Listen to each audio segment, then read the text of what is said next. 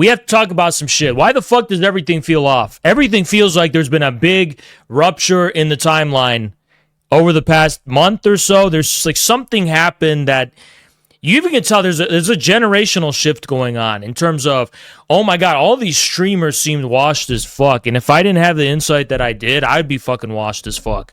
Everybody's like going downhill. Everything's going fucking crazy, okay? And it's like there was just a big change in the timeline. There was a fucking particle accelerator catastrophe at CERN or some shit, and there was a fork in the timeline. It's like the Mandela effect just happened or something, right? I think everybody can feel something ain't right with the timeline. Something ain't right with the timeline. Something strange is going on, right? And I want to talk about this a lot. The reason I think there's a big shift going on is because I think what's happening is that I want to coin a term. I want to draw upon a theme I've been developing. I've been cooking with it. I want to coin this new term. It's going to fucking make sense and explain everything, how everything's shifting on social media. Really, there's been a big shift in the CERN particle accelerator, whatever, they did some shit. There's been a big shift, so to speak. I want to talk about that. And I want to coin a new term to explain what's going on to you. I want to coin a term, I'm going to call it military nihilism. Okay, what's going on is military nihilism. Why? Because the entire infrastructure upon which our entire civilization is built in the USA, all of our lifestyles, our habits, our culture, everything that tunes us in any kind of way to the culture and civilization that we live in 2026 in the USA is built atop a firm foundation of military systems, systemic control that was implemented by the U.S. military sometime in the post-war period. You know, if you watch Twin Peaks, David Lynch, he kind of gets into this a little bit with the whole Project Bluebeam or whatever, Blue Book, whatever the fuck it's called. But everything that you see in our society, ranging from the internet to social media to mass media, everything is governed by a system that was created and built by the military almost a century ago, right? And we're starting to see the superstructure upon which, you know, the system served as a foundation. We're starting to see that collapse in a lot of ways. We're starting to witness people no longer having any beliefs or principles or morals in anything whatsoever. I'm noticing this is first happening among the right. Of course, it's going to happen to leftists as well. But the first thing that's happening is that nobody fucking believes in anything anymore. What people believe in now is pure military force. How many right-wingers thought it was justified what the U.S. is doing in Iran? Like, you know what a good example of this military nihilist brain rot is? Asmongold. When Asmongold saw the U.S. invasion of Iran or Venezuela, whatever, his whole reasoning was, well, we can do it. We can, you know? It's this blind veneration of the fact it's force for force's own sake. It's power for power's own sake. It's the system itself is becoming something that people have come to recognize as like this AI that is deserving its own respect, its own values. It doesn't actually have any content. There's no ideology. There's no belief. Nobody believes in the American way. Nobody believes that America represents justice in the world. But there's a profound veneration and worship of the underlying kind of machine-like system atop which our so-called civilization has been built, which is the U.S. military. I myself, if you watch some of my earlier streams in 2025, I myself have been talking about how, in the same way that Lenin admired Fordism and Taylorism and these capitalistic systems of control, there's something to be learned from the U.S. military in terms of adopting and appropriating and taking their extremely sophisticated methods of control and organization and hierarchy and command. And it's like the U.S. military is the only thing that works in the USA. It's the only actual thing that like functions. Now, of course, it functions for really disgusting purposes. It functions for evil, of course, but that's all the U.S. is. The only thing that glues together America right now, the United States of America, is the military. There's nothing else. And it kind of touches upon what Fred Jameson talked about with the Universal Army or whatever, right? And I'm going to reference that. If you get it, you get it. But the U.S. military is the culmination of the whole history of private property that Marx talks about in the Communist Manifesto, through slave society, through feudalism, through the final culmination of that is the U.S. military, right? And all of the veneer of American ideology is breaking apart at the seams. And now we're living in a country where the only thing people believe in, is the machine itself. I'm gonna go ahead and drop a fucking explosive nuke on you right now. Even this frantic hubbub, what else can we call it, about AI and artificial intelligence, that itself is just a copy. That's just a mirror, a reflection of the artificial intelligence that is the U.S. military. It's a hive mind. It's an impersonal system with its own intelligence. It's not even like that there's someone in command of this shit who has it all locked down or whatever. It's become a machine of its own that works autonomously, and it's this self-reinforcing principle, right? And this is all society believes in anymore, right? This is the only thing. There's no ideology, there's no principle, there's no content. It's just this worship of pure force and the ability to kill, the ability to exterminate, and the ability to translate your will, whatever that so happens to be, into the absolute and utter, full spectrum domination that the U.S. military aspires toward, right? So I'm calling this military nihilism, and I'm going to go ahead and say that this has become the dominant ideology that's been guiding American public consciousness, and it is shaping within discourse. And this is the profoundly ironic part. Yes, what's going on X and social media is bots, it's astroturfed, it's completely fake, it doesn't actually reflect spontaneous organic consciousness, but that doesn't matter, because the spectators who are on it and are witnessing the way social media is being rigged in the direction of reinforcing forms of discourse that ultimately subordinate the population to the system of control, even in the sense of where ideology used to be, there's now this ideology of just pure military nihilism. Well, what's going on is that even if that itself is a consequence of some AI that doesn't even reflect people's genuine beliefs or whatever, the fact that it dominates our consciousness, the fact that we perceive everyone else to be thinking this way and going in this direction, celebrating Maduro's capture, the invasion of another country, the violation of another country's right to self-determination, the prospect of the U.S. attacking Cuba, even the U.S.'s war against Iran, all these people that are so excited and so happy about it, all the people that are now celebrating the potential arrest and persecution of Hasan Piker, people who are calling for the use of violence and armed force to destroy their political opponents.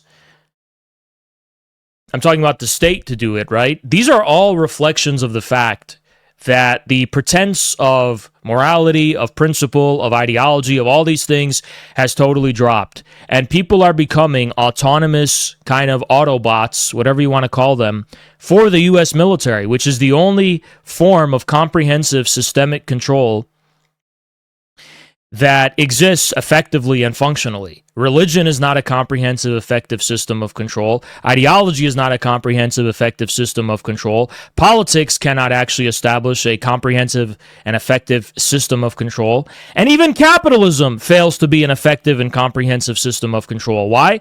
Because capitalism fails. Capitalism is ridden with contradictions that make it, in a sense, impossible in the long term, which is why the capitalist mode of production, for the longest time, has depended upon the military-industrial complex to expand its lifespan beyond its natural age from the perspective of history. So the only effective, comprehensive, total system of control that exists and works is the U.S. military.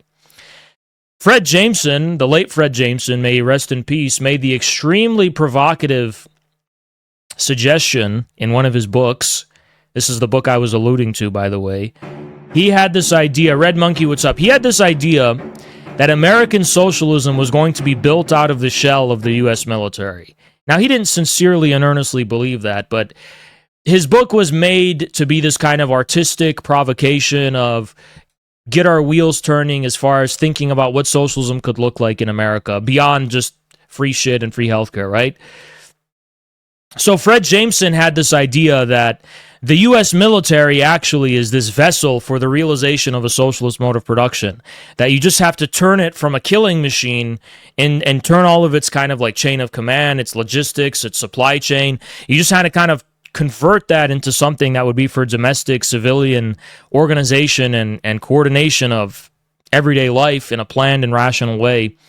And there you go. Now, of course, it's absurd on the face of it. Nobody genuinely takes that seriously. But he floated the idea just to kind of get people's cogs turning and expanding our imagination, or what he called our cognitive mapping of the world that we live in right now, right? So that was Fred Jameson's idea. And why am I mentioning Fred Jameson? Well, because whether we want to acknowledge it or not, the mode of production that we live in right now is fundamentally rooted in the U.S. military. It's not rooted in the capitalism described by Marx in the 19th century. It's rooted in the military and the military-industrial complex. Everyone should understand that the U.S. dollar doesn't derive its value from some kind of underlying, like, intrinsic commodity like gold or something, some substantial store of value that reflects any kind of objective laws of political economy. The US dollar is maintained by the US military. And it's not just the US military, but the system of control established by the US military that is worldwide in scale. The US turned the entire globe into a system of control. Governments that fell out of line, even to this day, which continue to fall out of line with the post-war Bretton Woods planners, you know, the people who kind of took the New Deal and converted it into this kind of comprehensive global system of economic planning and control, right? All the governments and states and political actors who are disaligned with that system of control are eradicated, they're attacked, they're replaced in coups, and all manner of force is employed and all manner of engineering is employed to align the entire globe with the system. When we talk about the system, I'm not just talking about some shit some hippie would be talking about. It's a system in the profoundly cybernetic sense of the word. It's a system. Milo, what's up? It's an autonomously self-reinforcing system that has an economic basis and foundation in the Bretton Woods model of developmentalism, right? That placed the US dollar as the foremost global reserve currency. That didn't exactly happen until the 1970s, of course, but Bretton Woods laid the foundation for it.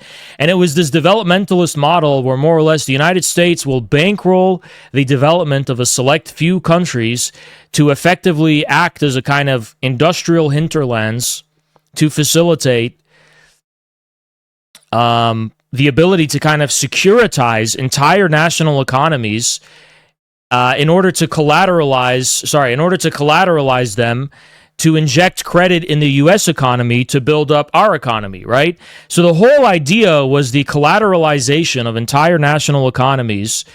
They themselves become things people speculate in, just like you'd speculate in a stock market or, speculate in a joint stock company or something, or, you know, a form of venture capital.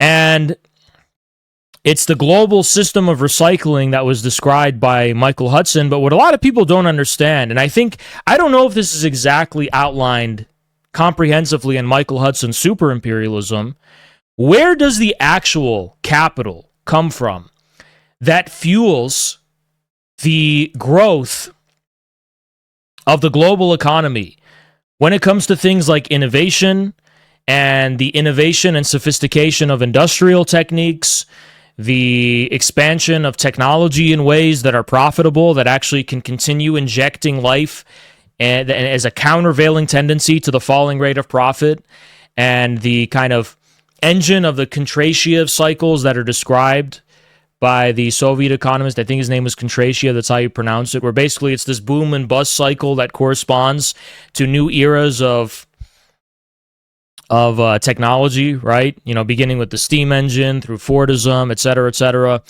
Like, what is actually the engine, the core that fuels global economic growth? You know, the reason why the crisis of capitalism described by Marx in Capital has never come to a head in a way that has collapsed societies. Easy, what's up? Like, what is the thing that has maintained the ability for the capitalist mode of production on a global scale to continue? It's the fucking U.S. military. The U.S. military is the foundation. It's the core. That's the engine of everything. All of the fucking R&D that goes in to the consumer civilian economy eventually, the latest and greatest thing, all of it originates from the military. Every fucking speculative bubble you can think of in the last 30 to 40 to 50 years, all of them were fueled by the U.S. military. The last time we had a speculative bubble, so to speak, that didn't come directly from the U.S. military was the era of Fordism. You know, Henry Ford and his fucking car in his garage or whatever, right? But after that, with a shift to the cybernetic information age in the post-war period, all of that has been pioneered by the military. From flat screen TVs to touchscreen mobile devices, you know, you fucking name it. Radio, mobile music, iPods, anything you can fucking think of. All of the things that become mass phenomena that we call technology, that's consumed at a mass scale. All of that is created by military R&D. A lot of people forget that fact. All of it is created by military R&D. And you want to know something else that people fucking forget? It's the fact that the current AI hype bubble, there's people that are laughing their ass off looking at the current AI hype bubble. Why? Because the foundations of what we call, artificial intelligence, language, learning models, and all that kind of stuff, that wasn't created by, the private sector, Silicon Valley geniuses like Elon Musk or whoever fuck else, Sam Altman. It was all created by military R&D. The only thing that was actually able to cohere and amass the otherwise anarchic, disparate division of labor and supply chains into something that's concentrated toward the intentional development of new technology and innovation, only something like the U.S. military could put that together, right? It's the U.S. military that put all this shit together. It's not the private sector. It's not Silicon Valley. It's not Sam Altman. It's not all these other fucking people.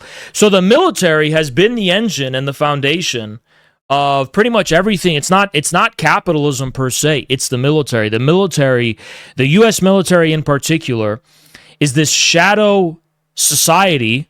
It's a parallel economy. It's a parallel system of rational economic planning that eventually serves as the foundation for economic speculative bubbles that you see in civilian life, right? Did Steve Jobs invent the fucking iPhone and the technology that went into that? No, the fucking military did, right?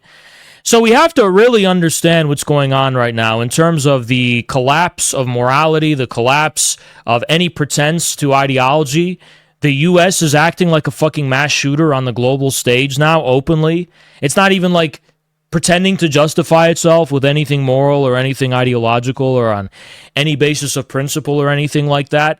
Meanwhile, the right wing, which used to be Ron Paul, which used to justify themselves on the basis of morality and Christianity and God and whatever, all this kind of fucking stuff, they have abandoned and they've given up. They're like, okay, the Jews rule us, Israel rules us, Netanyahu rules us, we're totally cucked, there's nothing we can fucking do, so we may as well just sit back and enjoy the show and enjoy it. We may as well find a way to enjoy it, right?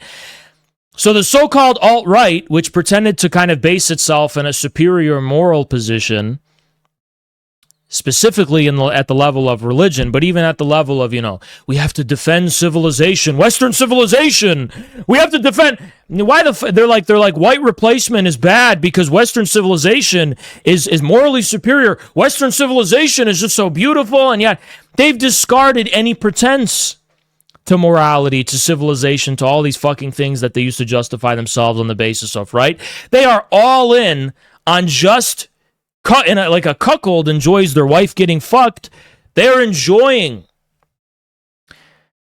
the collapse of civilization as we know it and a regression into the pure machine-like nihilism of the U.S. military that is devoid of an ideology, right? That's what's going on right now. We have one fucking thing that separates us from being slaves. One thing. And that's our Constitution. You don't have to love our Constitution. You don't have to worship our fucking Constitution. I don't think the Constitution can last forever. Nobody thinks that. But guess what? Right now, that's all we have. So the minute any dissident starts shilling for a fucking regime that we pay taxes to, that we all agree to follow the law under, when they start justifying any transgression this regime makes upon the strictly enumerated powers that are given to it by the U.S. Constitution, they are signing themselves and you up for slavery. Why do we follow laws? Why does anyone follow laws? Because we're scared of pure force? Is that the kind of country and nation we want to be? A bunch of fucking cowards that are just scared of force? That are scared to be met? What happened to give me liberty or give me death? Right? The so-called ideology that's supposed to be at the foundation of this country, we're told the myths of the American revolutionaries who put their lives on the line fighting the British, many of whom died and were killed and shredded with bullets and went to an early grave because they believed in something bigger than just being a fucking cattle sheep who's scared of force alone. Right? As a nation, are we going to be a nation of people intimidated by the regime? Are we going to be a nation of people set in line because we're fucking scared of being shot and killed or tortured or jailed? Or is there any sense whatsoever in which there's some kind of common principle that we ourselves buy into, that we ourselves participate in, that we ourselves have a piece of? But when the government openly discards the Constitution, when it openly says that the enumerated powers vested in it no longer matter, and it goes beyond these enumerated articles and decides that it's going to wield power as it sees fit, it is telling us we live under an open dictatorship. And at that point, when you fall in line to an open dictatorship, you are a fucking cook. You're a slave. You're falling in line purely because you're afraid and you're scared. You're no longer a citizen of a republic. You're a fucking slave who's afraid to be whipped and beaten, so you fucking do what you're told. So yeah, the bourgeois social contract actually does fucking matter. The bourgeois social contract is the only fucking thing that we can have to justify being a United States. So whoever participates in the United States and simultaneously makes excuses for a regime and for a government that steps out of line in terms of the very laws that it claims to base itself upon, anyone who fucking does that, I don't care if they call themselves leftists, and I don't care if they identify with the right. The minute someone fucking does that, they're fucking signing all of us up for slavery. They're enemies of the people. We have to root them out. We have to shame them. We have to somehow socially punish them for betraying us. They're eunuchs. They're shills. They're traitors. We have to proverbially, metaphorically, tar and fucking feather them. I'm an individual, you're an individual. Everybody has an opinion and an asshole. I can disagree with you, you can disagree with me. But what I will not fucking tolerate is living under an arbitrary, unenumerated, lawless, Zionist dictatorship that can do whatever the fuck it wants to any of us based on the whims and fancies of a fucking pedophile cabal. You don't have to be a Marxist. You don't have to read Karl Marx. You don't have to read Lenin. You don't have to read Mao Zedong to understand that.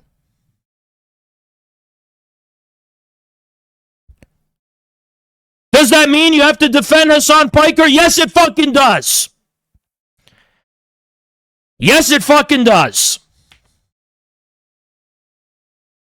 You think you're a fucking tough guy because you're sitting on the sidelines cheerleading a fucking regime, taking out people you just disagree with subjectively, you fucking retard. Everybody has their own opinions.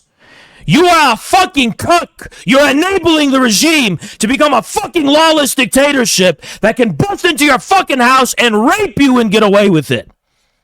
Our only power lies in whatever common fucking principle or contract we agree keeps us together as one order and one nation.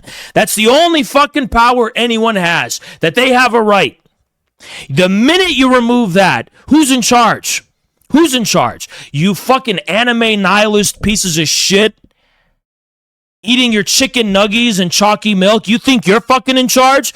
Asmongold, you fucking subhuman fucking retard, playing your fucking video games with your thumbs. You think you're fucking in charge? You're nothing. Nobody's anything. The only fucking people who will rule are the ones who are part of the fucking pedophile Epstein cabal. They're the only fucking ones whose interests are going to be fulfilled by this fucking dictatorship.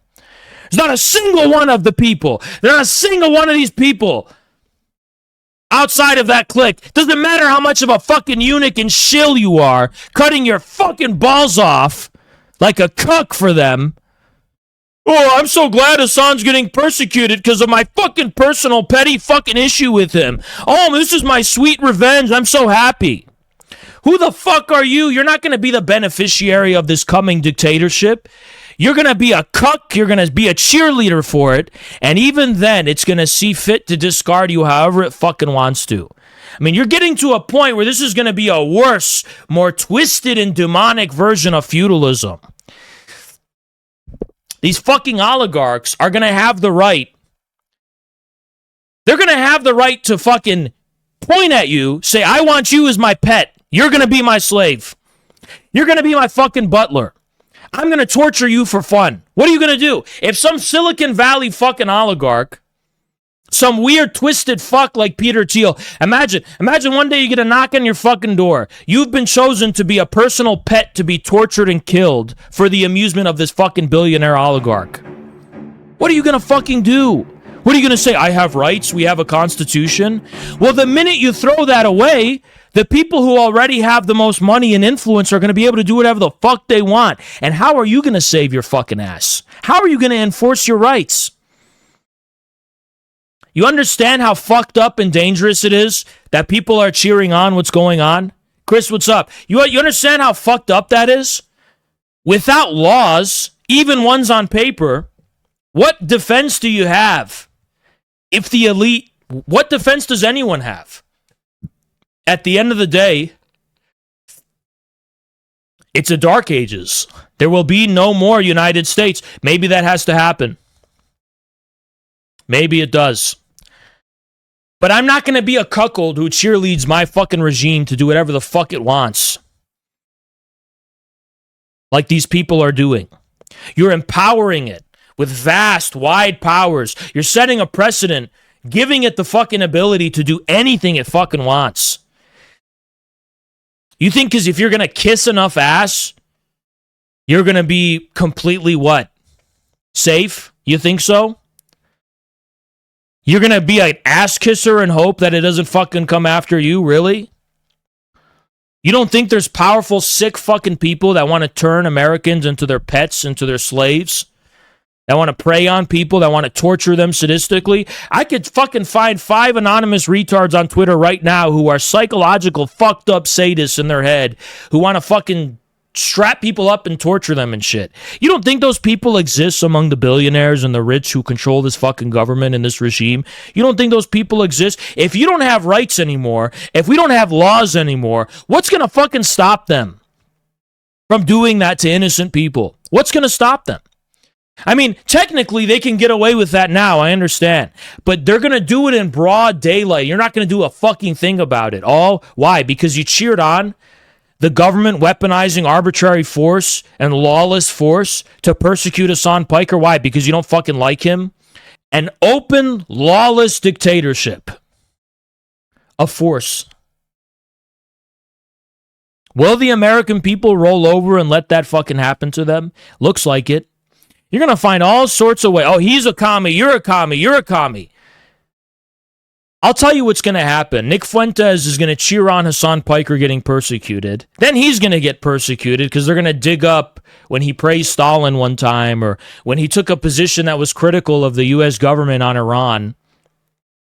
And he's going to be called a commie himself. He will have deserved it. Every single person going forward who cheerleads regime persecution. We got to make a list of these fucking people so that we remember when the time comes that the regime persecutes them, we do nothing. We don't speak out for them. We let it happen. We're not going to let the Zionists turn us into an open lawless dictatorship. We're a secret lawless dictatorship. We're not going to let them turn us into an open lawless dictatorship where they can do whatever the fuck they want to U.S. citizens with impunity, without due process, arbitrarily weaponizing already unconstitutional federal agencies to round people up on the basis of political rivalries. We need to form this pact to protect the American people from the lawless abuses of the U.S. regime, because more are coming. Why? Because the Zionists are now cornered. Because there's been a mass upheaval of mass consciousness that's awakened against them. And they're going after Piker because they're sending a message. We will simply use force to keep you in line. You don't want to go to jail? Then you better obey and submit. That's what these anti-communist pieces of shit are saying. Yeah, throw the commies in prison. Throw them in prison. They're commies, all right. Your message to the American people is, if you hold the wrong opinions, you're going to be locked up. So out of fear of not being locked up, you should avoid reading Karl Marx. You should avoid reading Lenin. You should avoid reading about communism and socialism and forming your own fucking judgment. Because if you come to the wrong conclusion, bad physical things are going to happen to you. So out of fear, you need to have a certain ideology, right? That's what they're teaching us. All of these fucking cuckolds are being taught that. They're clapping like fucking seals. And this is the future they're trying to take us into as a nation. Don't form your own opinions about things. If you have the wrong ideas, you need to be scared of having the wrong ideas. You need to be scared of the physical consequences, right? And honestly, you ask me what Piker's crimes are. I could list you 10 crimes. Agreeing with Twitch censorship. That was pretty bad. That was morally bad. I agree. But beyond that, what was his crime? Talking about free healthcare? Delivering aid to Cuba? Wanting Americans to have more things? To be better off? More education? More healthcare? Why the fuck is he so hated by the layman? You know, the common man. What the fuck is his message that makes you so fucking angry? Because he reminds you of what a cuckold you are. That's why you fucking hate him. He reminds you what a cuckold you are. You're in fucking debt. You pay taxes to a fucking government that doesn't give a shit about you, doesn't repair your infrastructure, doesn't in any way fucking take care of you when you get old, leaves you on the fucking street. You're in medical debt. You have student loan debt. Your life is shit because you have no fucking opportunity. And you're taking your rage out on this Turk who's proposing some policies that would alleviate a little bit of that. And you're taking all your anger out on him because he reminds you what a cuck you are. Because if you were to give Hasan Piker even 5%, 5% of you have a point.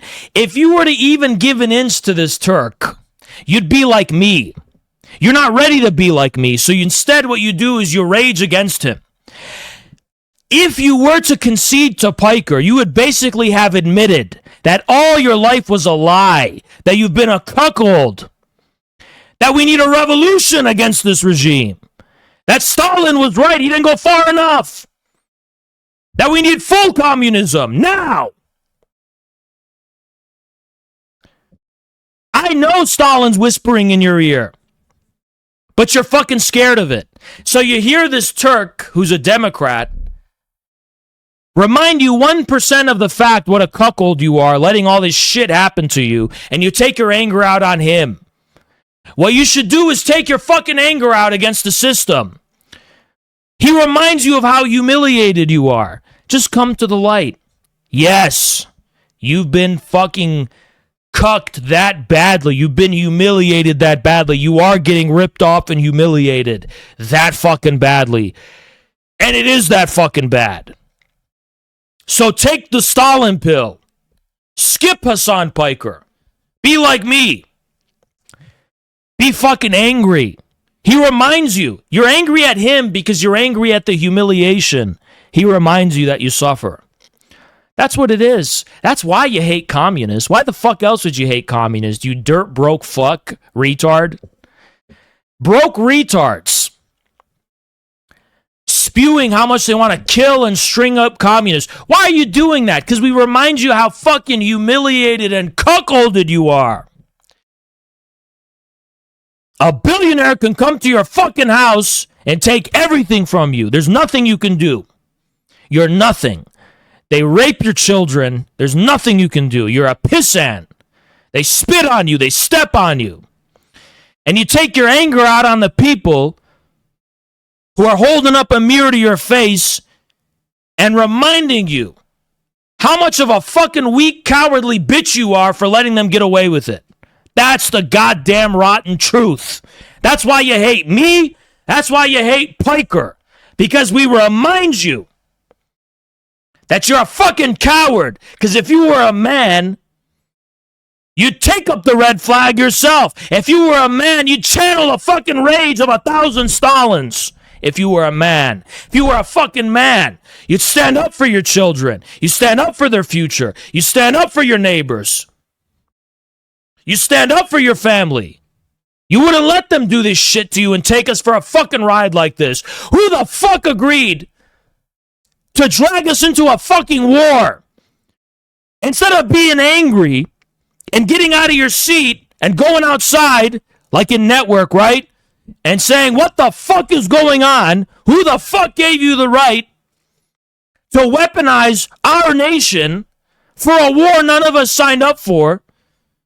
You find ways to cope with your own humiliation, your degradation, and your cowardice by sharing those fucking gay Macarena edits and glorifying the U.S. military out of nihilism. Well, there's nothing I can do about it. There's this cool edit of the U.S. military. It's like, how the... You're a bitch! You're a eunuch! You're a cuckold! You're not even human! If you were a man, you wouldn't fucking let them fuck you like this, cuck you like this. There's nothing. What do you mean there's nothing we can fucking do? What do you think nations are made of? They're made of people with willpower. They're made of people who have a backbone. You sit the fuck down like the little bitch that you are, and you're going to see the outcomes that you see. But if you raise your voice, and if you stand the fuck up, this nation is whatever the fuck you want it to be. The military nihilism that is taking over our generation, it's a defeatism. It's people who have just given in because they see no way out. And meanwhile, every other fucking day, you see some retarded ass post go viral about how the ACP is just a joke. The ACP is only 300 people. Next they'll say it's 30 people. The way they make shit up. Even if we were only 300 Spartans, we are the ones who have a fucking backbone. We are the ones who try to fucking do something about it. Oh, that's not viable. Why the fuck isn't, bitch? You tap the fuck in. Everybody tap the fuck in. And how could they stop us? Where's your future? Tell me where it is. Tell me, please. Yo, you have this idea that's going to pan out. No, it fucking isn't. Okay, I promise you. Oh, I'm going to open up a taco shop on the beach. No, you're fucking not. It's not going to happen. I always dreamed to shut the fuck up. Nobody gives a shit. Your dreams mean nothing because they're devoid of meaningfulness. They're devoid of substance. They're devoid of any purpose. Tap the fuck in or be a slave for the rest of your life. Those are the options you have.